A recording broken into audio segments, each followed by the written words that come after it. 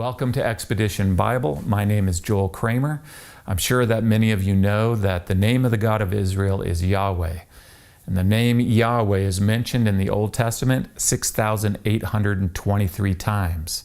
And it's been found several times in inscriptions through archaeology. But today I want to talk about the oldest Yahweh inscription that's ever been found.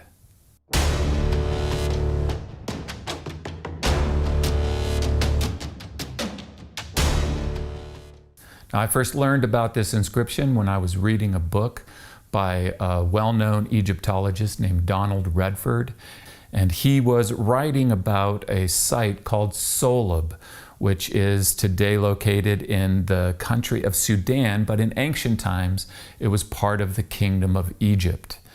And here the pharaoh Amenhotep III built a temple and made a list of his foreign enemies. And the name of his book is Egypt, Canaan, and Israel in Ancient Times. And so he was discussing these inscriptions when he wrote, "For half a century it has been generally admitted that we have here the name of the Israelite God, Yahweh. And if this be the case, as it undoubtedly is, the passage constitutes a most precious indication of the whereabouts during the late 15th century BC of the enclave revering this God." I was shocked. You mean to tell me that there is an inscription mentioning Yahweh that dates to the end of the 15th century BC? That's amazing. So I went to the library. I found the Soleb excavation report. This site was excavated in the 1950s, and there was the temple, and there was the inscription and the translation of the inscription. The inscription is written in Egyptian hieroglyphics. The first hieroglyph is the hieroglyph for land. The next three hieroglyphs sound out the word Shazu, which is translated nomads, land of the nomads. And then the last four hieroglyphs sound out a name. The first hieroglyph is the Y sound.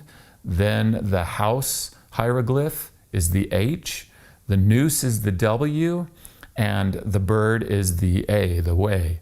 So together in the excavation report, they translate this name as Yahweh, land of the nomads of Yahweh. This I had to go see for myself. So I traveled to Sudan. I rented a four-wheel drive and a driver, crossed the Nile River on a local ferry, and spent the next 3 days driving on and off-road, camping in the desert, all to get to this temple and all to see this inscription.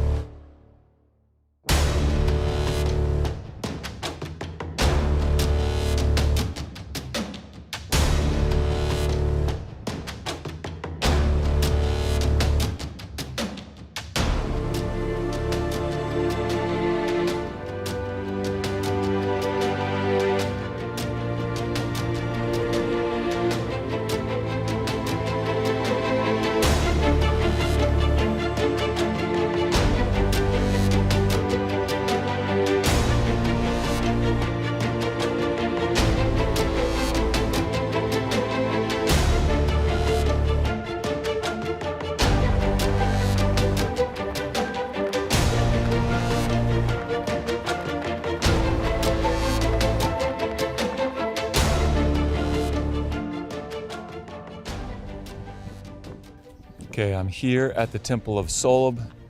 I've traveled all the way to Sudan to come to this temple. This temple was built by Amenhotep III, and you can see these inscriptions that are covering these pillars. Let me find a really good one here. These are the ones that Amenhotep III is bragging about defeating. This man with his arms bound behind him, and then the name of that people, where they're from, and many place names all in the same style.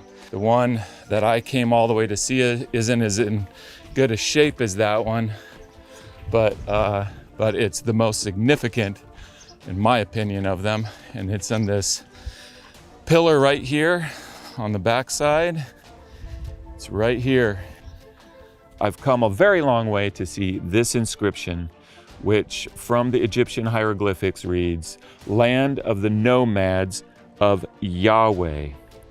It dates to the end of the 15th century BC. It's over 3,400 years old, and that makes it the oldest mention in an inscription of the name of the God of Israel.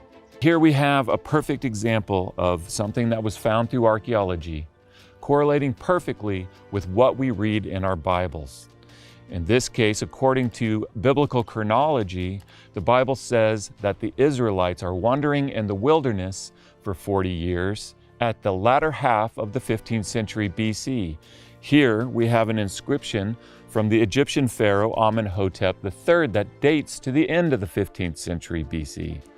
The Bible describes the wandering Israelites, the nomadic Israelites, as moving around with their God Yahweh, who is with them by day in a cloud, at night in a pillar of fire.